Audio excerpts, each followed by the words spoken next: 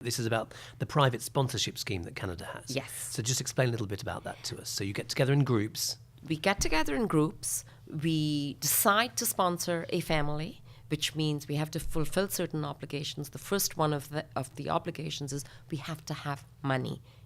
We have to either have financial commitment or money in the bank, depending on the situation.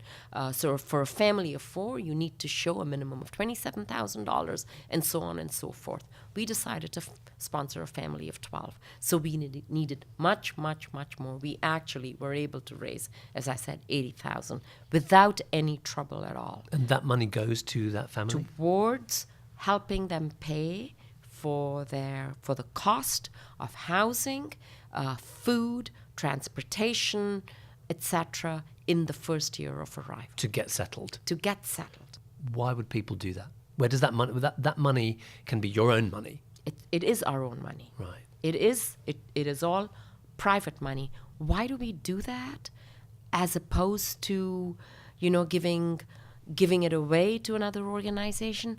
I think the outpouring of private sponsors who are standing, waiting and screaming at our Minister of Immigration, where is my refugee family? In fact, our Minister of Immigration stands up and says he must be the only minister who can't produce refugees fast enough for the Canadian public's appetite. It's because we want a personal connection.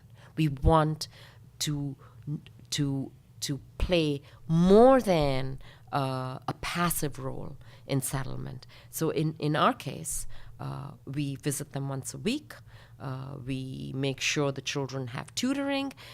We have teams that we have built around career counseling for the adults, around recreation and sports for the kids. We've organized a hockey game. We've made sure they're learning swimming.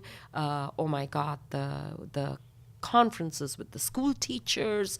We're organizing a trip to Niagara Falls. We become their ersatz family, more or less. And even though the financial commitment for a year is for a year, I know that this emotional commitment will continue, because in many ways, this family has become our extended family. What happens after a year? After a year, they are supposed to either fend for themselves, or they can then rely on government assistance, provincial government assistance. So they're never without resources. They're never without resources. Once they come to Canada, they are Canadians, they are permanent residents like anybody else. They can go to the police if a sponsor abuses them. There are sponsorship breakdowns. I want to tell you, sometimes it doesn't work. People don't like each other. Sponsors can be too intrusive. Sponsored refugee families can be, non-responsive. So there are breakdowns, but they are few and far between. By and large, sponsored refugees and sponsors work very well together, and there is no wonder then that sponsored refugees succeed better, faster, quicker than other refugees.